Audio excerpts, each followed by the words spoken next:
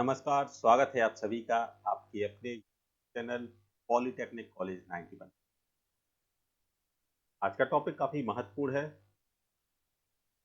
क्योंकि आपका जो एनर्जी कंजर्वेशन का फर्स्ट चैप्टर है basic of energy.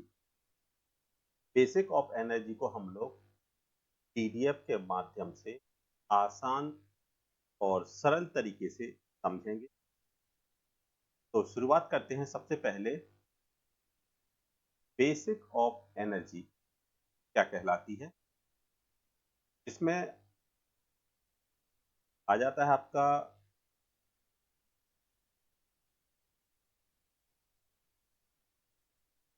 Basic of energy, कार्य करने की चीज को ऊर्जा कहते हैं।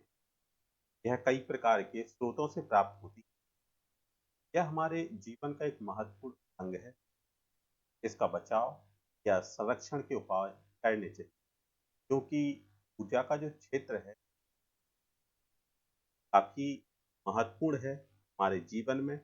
इसलिए हमें कोशिश करनी चाहिए अधिक से अधिक हम ऊर्जा को किस प्रकार से बचा सके। सेकंड आ जाता है ऊर्जा संरक्षण। ऊर्जा संरक्षण स्वयं वही है ऊर्जा का बचत करना। ऊर्जा का जब हम उपयोग करते हैं तब उसे ऊर्जा के द्वारा कम से कम ऊर्जा में अधिक से अधिक कार्य करने को ऊर्जा संरक्षण कहते हैं। ऊर्जा की बचत को भी ऊर्जा संरक्षण कहा जाता है।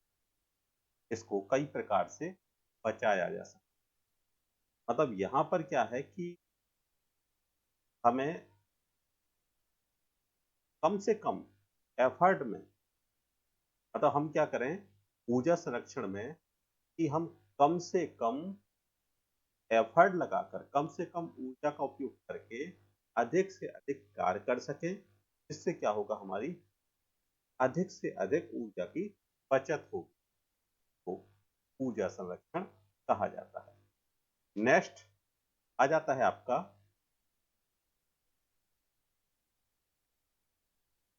Type of energy.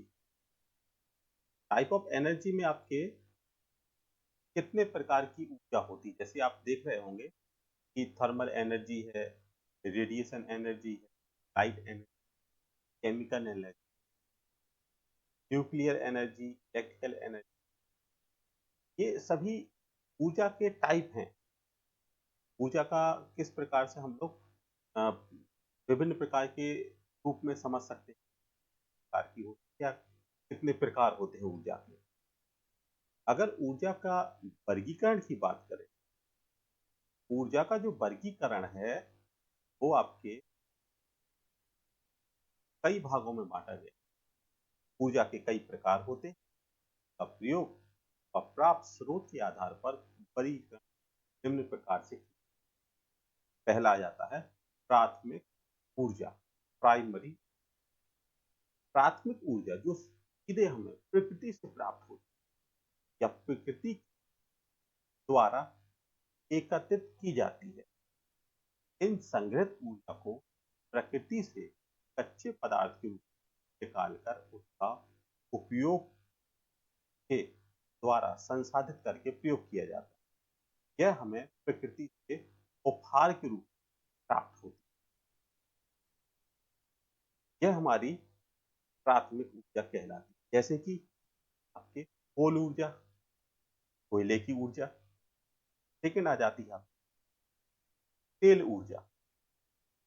तेल ऊर्जा जैसे आपने देखा होगा कि जमीन से तेल निकालते हैं तो आपका तेल ऊर्जा या प्राकृतिक गैसें निकलती है। ये हमारी प्राइमरी प्राथमिक ऊर्जा के रिसोर्स हैं, प्राइमरी रिसोर्स हैं क्योंकि इसको हम डायरेक्ट प्राप्त कर रहे हैं प्रकृति। कुआ खोदा और कुएं से तेल प्राप्त हो गया, गैस प्राप्त हो गया, कोयला प्राप्त हो गया।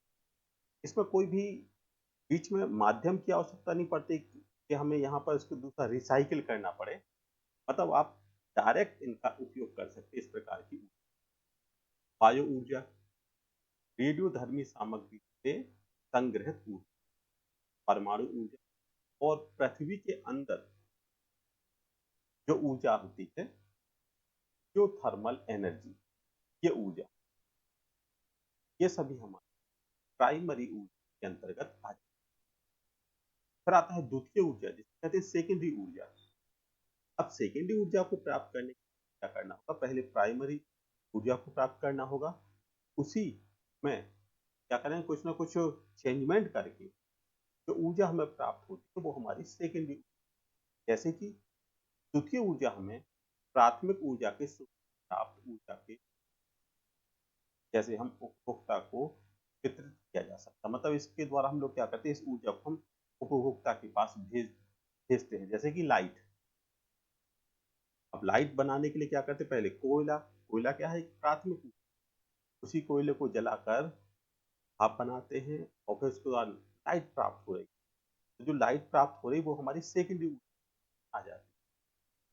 जैसे कि कोयले से भाप बनाना, कच्चे तेल से डीजल, पेट्रोल, गैसोलीन और बिजली का बनाना, ये सब हमारे द्वितीय ऊर्जा रिसोर्स के रूप में जाने जाते हैं। यदि व्यावसायिक ऊर्जा की बात, कमर्शियल एनर्जी, उद्योगों में बाजार से खरीद कर प्रयोग करने वाली ऊर्जा को व्यावसायिक ऊर्जा कहा जाता है, लेकिन निश्चित मूल्य पर बाजार में उपलब्ध होती है। यह उद्योग धंधों के लिए एक ऑर्डिनल स्रोत है, मतलब ये किसी भी बिजनेस के लिए एक रीढ़ की हड्डी जैसा होता है। जैसे ही आपने देखा होगा कि यदि मानव में रीढ़ की हड्डी ना हो तो कोई भी व्यक्ति खड़ा नहीं हो। इसी प्रकार यदि कमर्शियल ऊर्जा नहीं हो तो कोई उद्योग धंधा हमारा सही तरीके से सुचारू रूप से चल नहीं सकता। इसलिए एक रीढ़ की हड्डी की तरह कार्य करने वाला एक ऊर्जा का रिसोर्स है। यह औद्योगिक, वाणिज्य, परिवहन और कृषि क्षेत्र की बुनियादी जरूरत है। इसके उदाहरण हो जाते हैं जैसे बिजली, लिग्नाइट, कोयला, तेल, प्राकृतिक गैस। यदि पारंपरिक ऊर्जा रिसोर्स की बात, तो यह ऊर्जा प्रकृति के द्वारा हमें प्राप्त होती है। इस ऊर्जा के लिए हमें कीमत चुकानी नहीं, यह बाजार में उपलब्ध नहीं हो। इस प्रकार की ऊर्जा को प्रकृति से जाता है। यह पारंपरिक ईंधन के रूप में भी जानी जाती है। इस ऊर्जा का लेखांकन भी प्रयोग में नहीं आता है, जैसे कि जलाऊ लकड़ी, गोबर, गन्ने की बगाज, तापीय ऊर्जा। मतलब आपने देखा कोई जलाऊ लकड़ी को बाजार में नहीं मिलता, जैसे आपने देखा वो खरपतवार, ये सब क्या है, घरेलू ईंधन के रूप में आते हैं। इनका हम लोग व्यापार नहीं करते, ना तो कोई को, ना कोई इसको बेचता है। इस प्रकार की जो ऊर्जा है वो हमारी पारंपरिक ऊर्जा रिसोर्स कहलाती, ऊर्जा स्रोत कहलाती। नवीनीकरण ऊर्जा, नवीनीकरण ऊर्जा क्या कहलाती है? यह ऊर्जा प्रकृति से प्राप्त किसी खत्म न होने वाली स्रोतों से प्राप्त होती है। इसको बिना प्रदूषण किए प्रकृति से प्राप्त कर सकते। इस ऊर्जा को सूर्य के प्रकाश, हवा, बारिश, ज्वार लहरों और भूतापीय से प्राप्त किया जाता है। यह मुख्यतः 4 क्षेत्र करती है: बिजली उत्पादन, वायु और जन जनता परिवहन और ग्रामीण ऊर्जा सेवाएं। निम्न उदाहरण हैं: सौर ऊर्जा, पवन ऊर्जा, तापीय ऊर्जा। जो सौर ऊर्जा बायोमास ऊर्जा और गैर अक्षम ऊर्जा के रूप में जानी जाती है। परंपरागत ऊर्जा रिसोर्स, प्रकृति से प्राप्त ऊर्जा को कहते हैं। यह प्राकृतिक ईंधन से प्राप्त होता है जो आजकल समय के साथ साथ समाप्त हो रहे हैं। आर्थिक मूल का एक संसाधन है जिस त्वरित गति से प्राकृतिक संसाधनों द्वारा आसानी से प्रतिस्थापित नहीं किया जाता। यह कार्बन आधारित विकास ईंधन है। इसके उदाहरण निम्न हैं, जैसे कि तेल, कोयला, प्राकृतिक गैसें, तापीय ऊर्जा। तो ये आपका चैप्टर आ जाता है आपका बेसिक ऑफ एनर्जी। काफी महत्वपूर्ण टॉपिक है और आशा करते हैं कि आपको यदि पीडीएफ चाहिए हो तो आप पीडीएफ के लिए कमेंट कर सकते हैं, जिससे हम आपको ईजी तरीके से इस वीडियो को भेज सकते हैं, जिससे आप इन नोट्स की सहायता से एग्जाम में अच्छे से जा सकें। तो चैनल को लाइक कीजिएगा, सब्सक्राइब कीजिए, साथ ही दो आपके दोस्तों के साथ शेयर कीजिए। ये काफ़ी महत्वपूर्ण पीडीएफ होगी जो कि आपके एग्जाम में महत्वपूर्ण भूमिका निभाएगी। इस आशा के साथ मिलते हैं नेक्स्ट वीडियो में। वीडियो को लाइक जरूर कीजिए।